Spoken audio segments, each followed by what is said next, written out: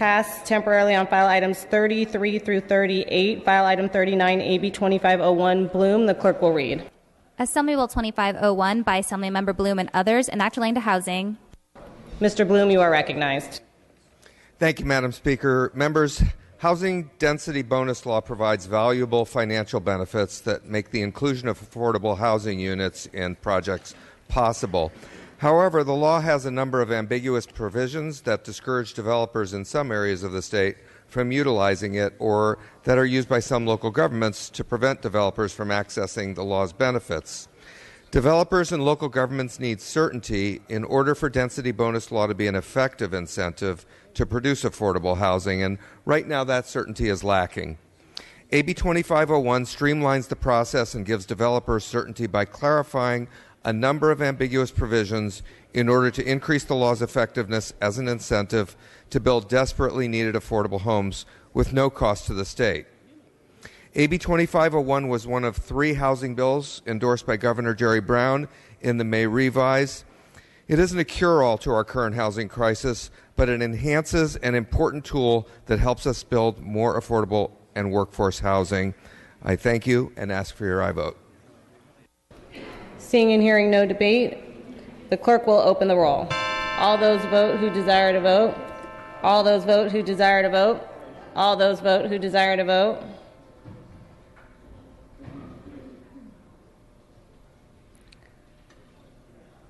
The clerk will close the roll and tally the vote. Ayes 45, noes 7. The measure passes. File item 40, AB 1924 Low. The clerk will read. Assembly Bill 1924 by Assemblymember Lowe and others, enact relating to privacy, declaring the urgency thereof to take effect immediately. Mr. Lowe, you are recognized. Thank you very much, Madam Speaker and members. Assembly Bill 1924 will assist California law enforcement agencies to use pen registers, and I respectfully ask for your aye vote. Seeing and hearing no debate, the clerk will open the roll. All those vote who desire to vote. All those vote who desire to vote. All those vote who desire to vote.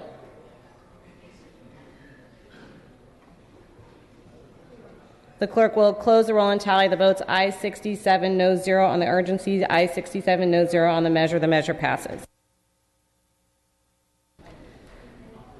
Pass temporarily on items number 41 through 43. Item 44, AB 1749 Mathis. The clerk will read. Assembly Bill 1749 by Assemblymember Mathis and others, enact relating to environmental quality, declaring the urgency thereof to take effect immediately.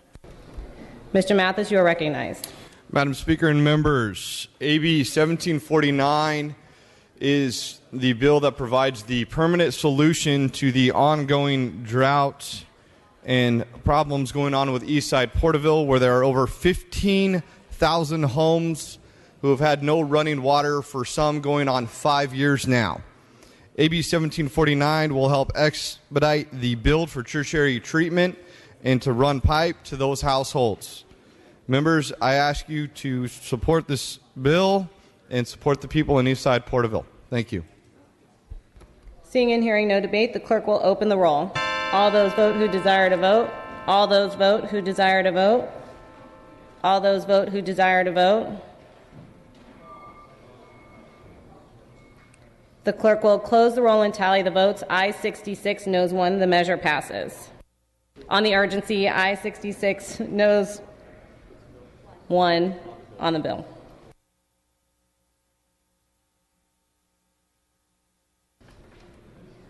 Passing temporarily on file items 45 through 50. File item 51, AB 2770 Nazarian. The clerk will read.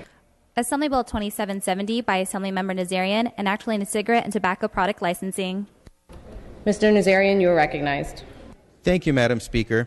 AB 2770 requires the Board of Equalization to report to the legislature their compliance with the state auditor's recommendation to eliminate the excess fund balance in the Cigarette and Tobacco Tax Compliance Fund.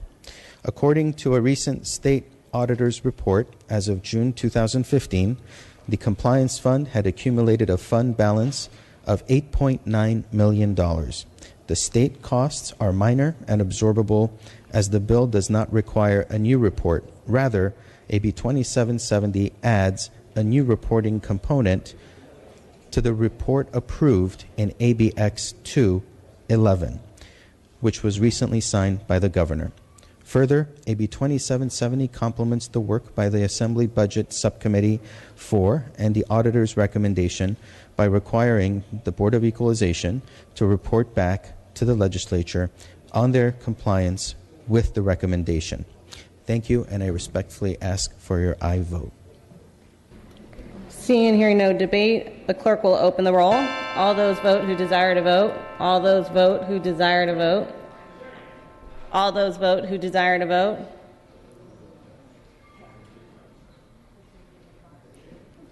The clerk will close the roll and tally the votes. Ayes 43, noes 24. The measure passes. File item 52, AB 1979, Bigelow. The clerk will read. Assembly Bill 1979 by Assemblymember Bigelow, enact relating to energy. Mr. Bigelow, you are recognized. Thank you, Madam Speaker. AB 1979 is back for the body's concurrence. Appreciate it, and I vote. Thanks. Seeing and hearing no debate, the clerk will open the roll. All those vote who desire to vote. All those vote who desire to vote. All those vote who desire to vote. The clerk will close the roll and tally the votes. Ayes 67, no 0. The measure passes. File item 53, AB 2078, Kim. The clerk will read. Assembly Bill 2078 by Assemblymember Kim, enact relating to crimes. Ms. Kim, you are recognized. Thank you, Madam Speaker and members. AB 2078 would correct a drafting error in the penal code that recognizes the willful violation of domestic violence restraining orders to also be considered a contempt of court. This bill would confirm the punishments for a violation of post-conviction domestic violence restraining orders be consistent with other post-conviction restraining orders against defendants convicted of abuse. As it currently stands, a cross-reference was inadvertently omitted from the contempt of court statute, which, among other things, describes the punishment for violating restraining orders. Think about this. Every 9 seconds, a woman is assaulted in the United States, and nearly 20 people per minute are physically abused by their intimate partner. AB 2078 closes this loophole, ensuring that all those who willfully violate domestic violence restraining orders are held accountable. Members, I want to thank you and ask for your aye vote. Seeing and hearing no debate, the clerk will open the roll. All those vote who desire to vote. All those vote who desire to vote. All those vote who desire to vote. The clerk will close the roll and tally the vote. Ayes 68, no 0. The measure passes.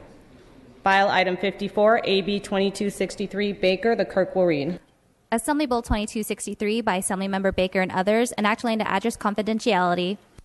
Ms. Baker, you're recognized. Thank you, Madam Speaker and members. I rise today to ask for your support of AB 2263. This is a bill that will make the Safe at Home program actually apply more effective privacy protections for our constituents who are victims of stalking and domestic violence. The Safe at Home program is a program administered by the Secretary of State's office. It is intended to ensure that those who are victims of stalking and domestic violence and sexual assault can better keep their home address private from their abusers.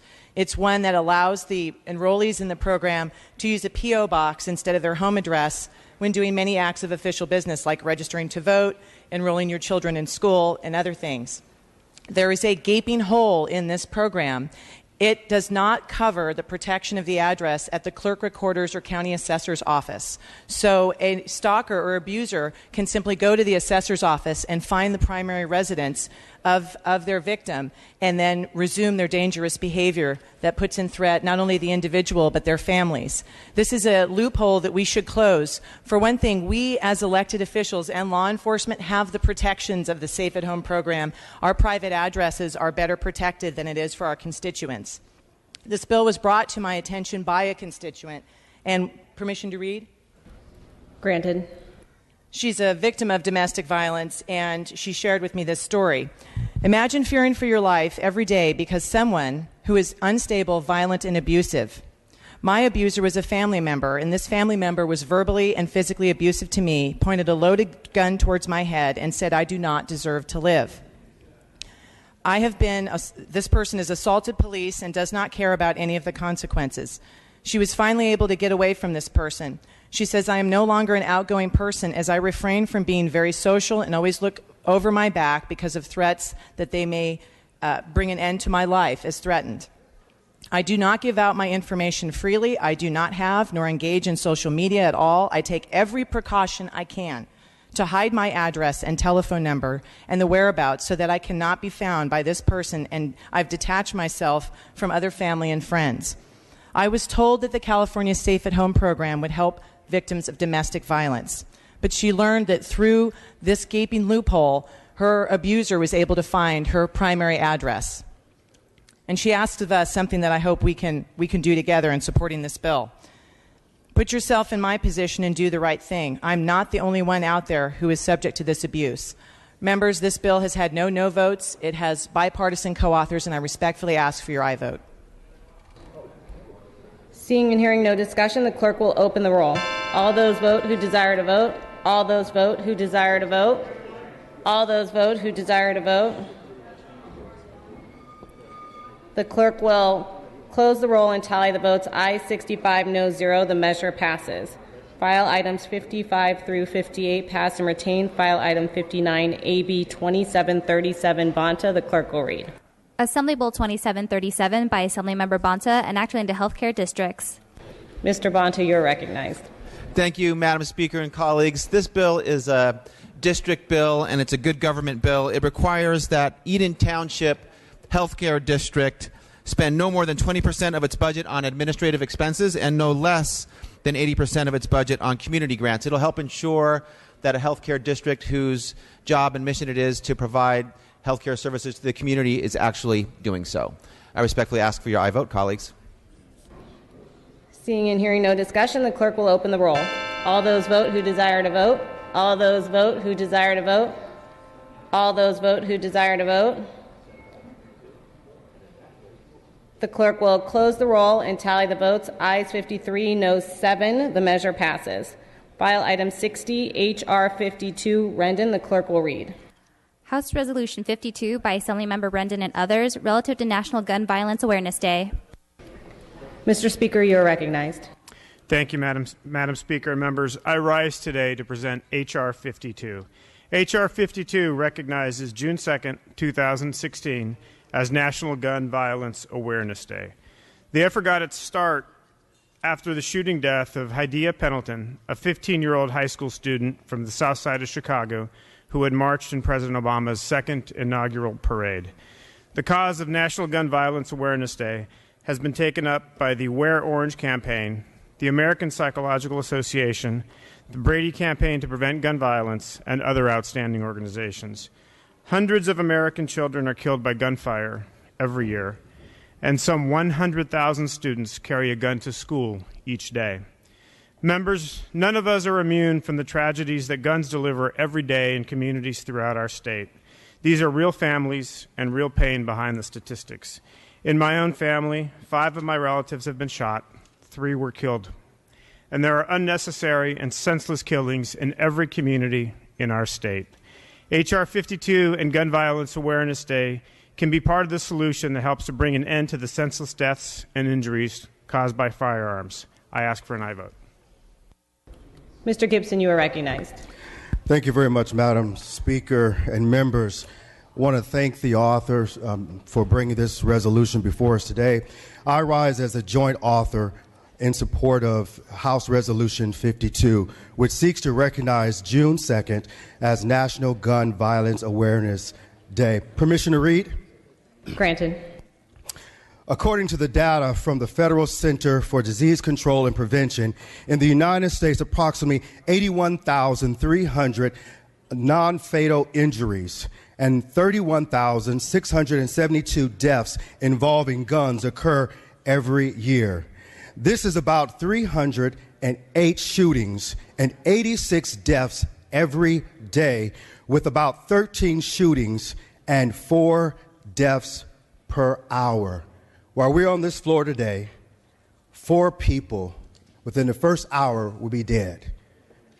If we go 2 hours, 4 people, well, total 8 will lose their life to gun violence.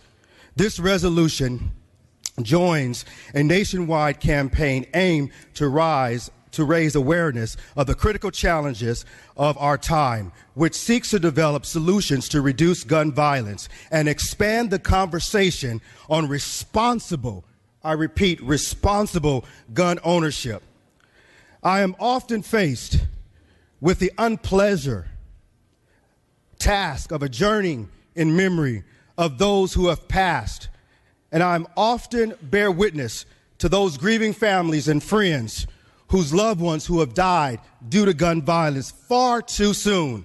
This resolution takes a critical look at the connection between gender and race with respect to how gun violence affect different demographics, and also empower state and local community-based solutions to various challenges that results from gun-related injuries and deaths in our community. We do not expect to achieve perfection, but certainly we do everything that we can in our power to move this state in the right direction to make sure that every Californian is protected in the state of California. I thank Mr. Speaker for bringing this important House resolution before us. Let me just say this, colleagues. I wish that I could ask and go into a kindergarten class of Autumn Marie Johnson, who was 1 year old, but I can't. I wish that I could ask and witness Justin Ewing, who played volleyball at Carson High School, who was shot 18 times in front of his home. I wish that I could attend the graduation of Aurora Godoy, who grew up in Carson, went to school with my son at Carson High School, was killed as the youngest person in the San Bernardino massacre. I wish that I could have at least touched their lives in some kind of way. I believe through this resolution, we will recognize on June the 2nd those individuals who have lost their lives. We have an opportunity to stand up and say no more. I respectfully ask for an aye vote on House Resolutions 52. Seeing and hearing no further discussion, without objection, we can take a voice vote on this resolution. All those in favor say aye. Aye. All those opposed say nay. The ayes have it. The resolution is adopted. Pass and retain on file items 61 through 68, file item 69 SCR 130. The clerk will read. Senate Concurrent Resolution 130 by Senator Mendoza relative to Portugal Day. Mr. Salas, you are recognized. Thank you, Madam Speaker. Senate Concurrent Resolution 130 observes Portugal Day on June 10, 2016, to provide the people of California an opportunity to recognize the achievements, contributions, and history of Portuguese Americans.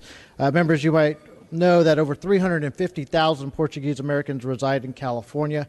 This resolution celebrates Portuguese national heritage and acknowledges the contributions Portuguese Americans have had here in California and throughout the country. I respectfully ask for an aye vote. Seeing and hearing no discussion, without objection, we can take a voice vote on this resolution. All those in favor say aye. Aye. Yes, you may open the roll for co-authors. Assemblymember Salas has asked that the roll be open for co-authors. Clerk will open the roll. Members, this roll is open for co-authors.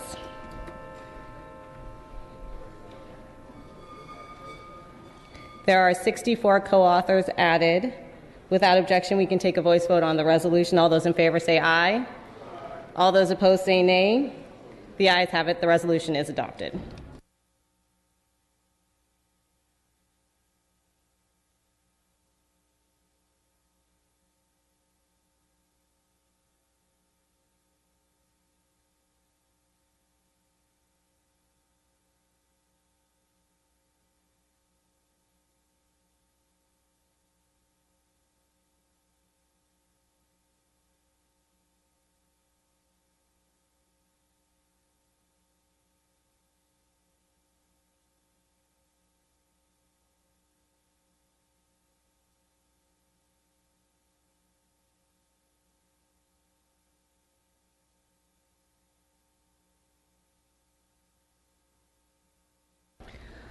Members will return to file item number 2, ACR 104, Rodriguez. The clerk will read. Assembly Concurrent Resolution 104 by Assemblymember Rodriguez and others relative to the Pomona Police Officer Sean Diamond Memorial Highway. Mr. Rodriguez, you are recognized. Thank you, Madam Speaker. ACR 104, Pomona Police Officer Sean Diamond Memorial Highway is back for concurrence. The amendments made in the Senate are technical and clarifying in nature. I respectfully ask for your aye vote.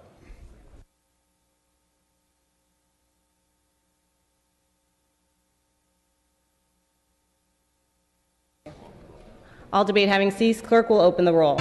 All those vote who desire to vote. All those vote who desire to vote. All those vote who desire to vote.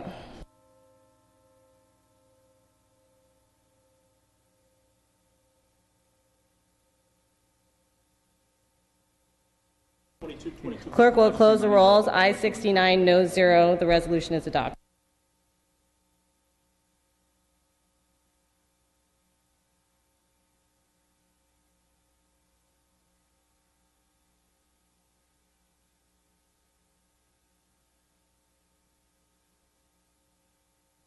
Item 76 will move to the consent calendar. The clerk will read. Did any member wish to remove anything from the consent calendar?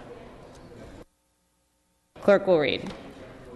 Assembly Bill 1922 by Assemblymember Daley, an act relating to workers' compensation insurance. Clerk will open the roll. All those vote who desire to vote. All those vote who desire to vote. All those vote who desire to vote. The clerk will close the roll and tally the vote. Ayes 63, noes 0. The consent calendar is adopted.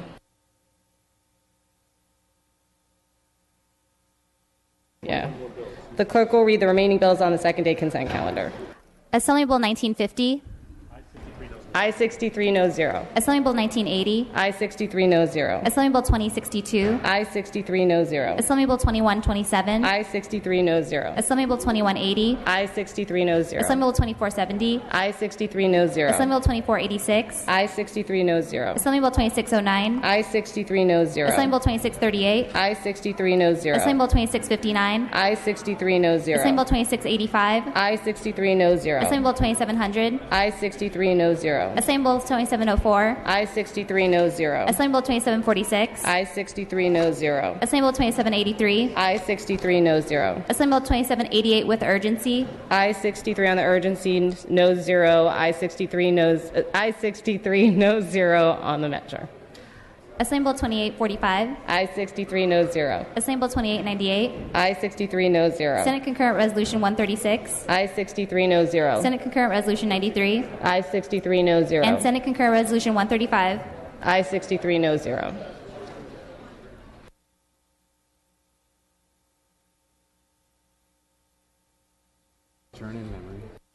We will now move announcements and adjourn in memories. I'm ordering the desk to remain open today to process bills reported from Assembly Appropriations Committee. All other items remaining will be passed and retained.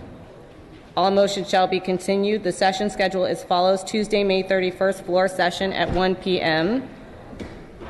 Members, please note that Assembly Appropriations Committee will meet in 10 minutes after adjournment in room 4202. In the absence of objection, the quorum call is lifted, and we will now move to previously announced adjourn in memories.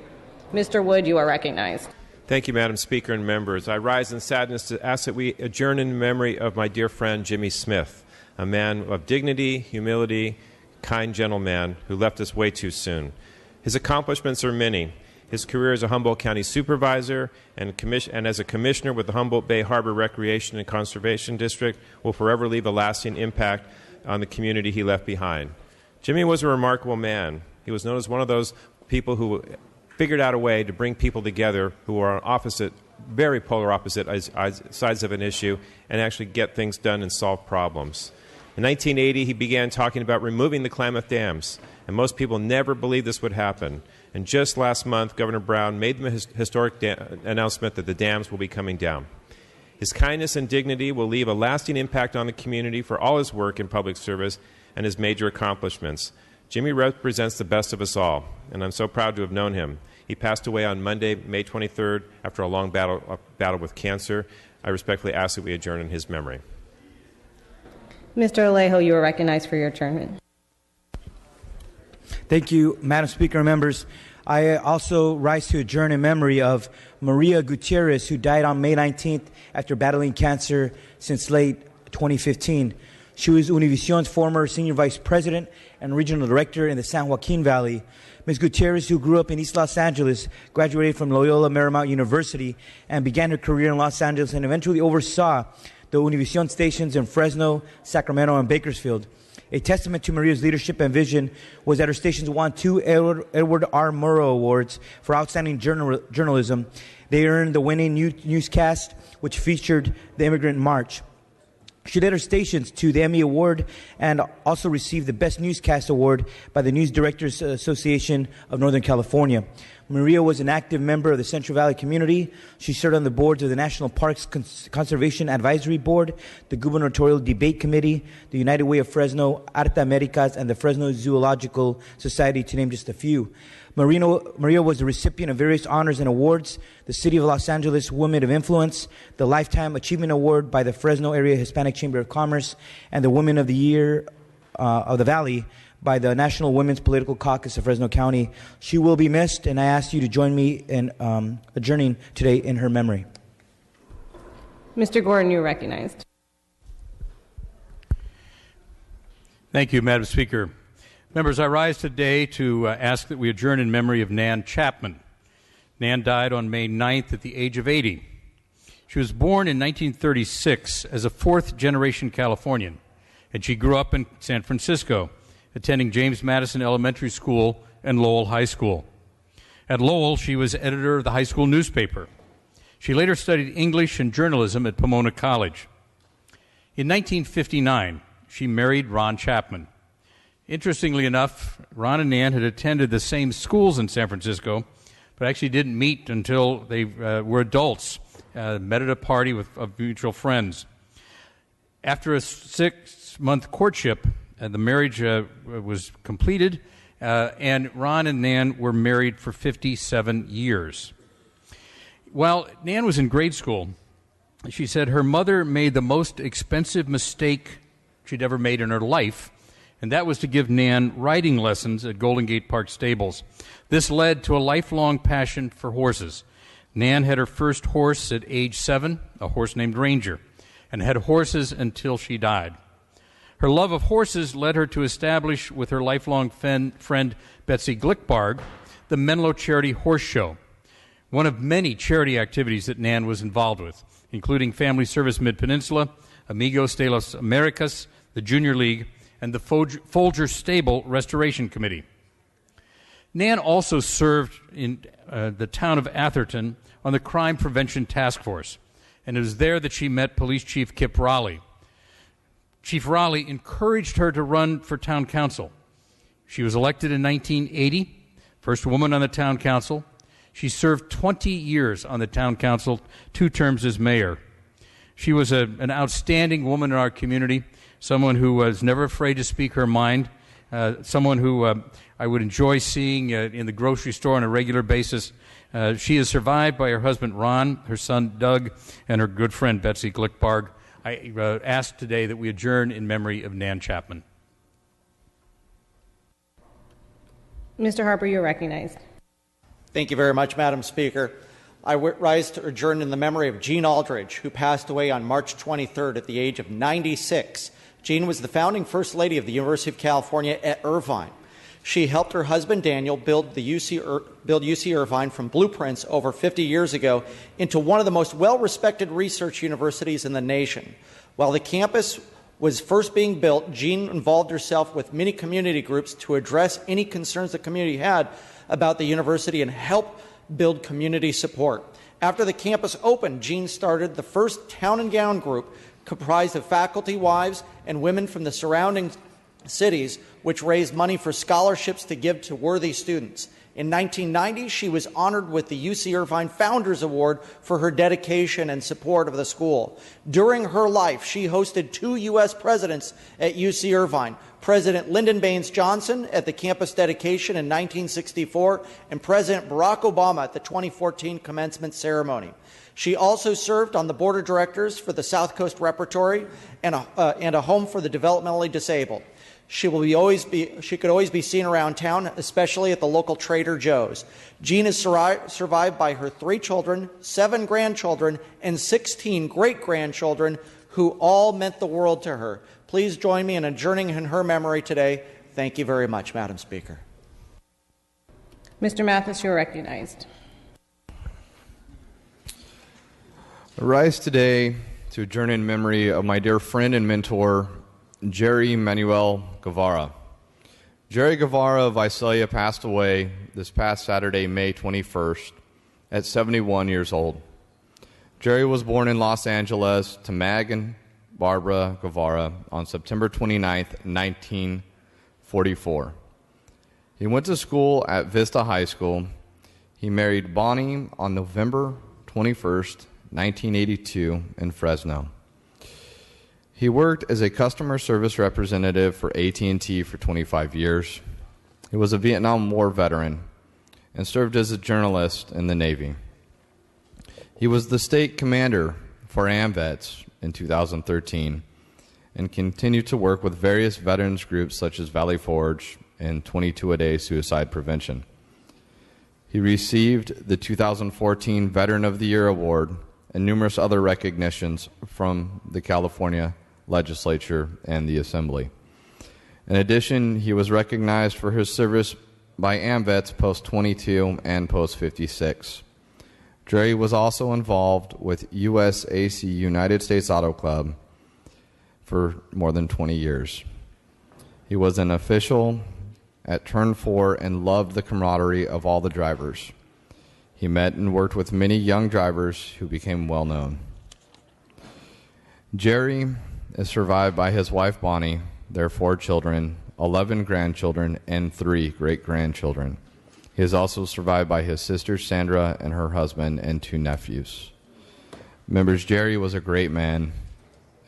Everybody that knew him, he was just always happy, always involved, and always engaging. And he's actually being laid rest today in Visalia. So I ask that we adjourn in his memory. Thank you. Seeing and hearing no further business, I'm ready to enter a motion to adjourn. Mr. Cooley moves. Mr. Mathis seconds. House stands adjourned until Tuesday, May 31st at 1 p.m.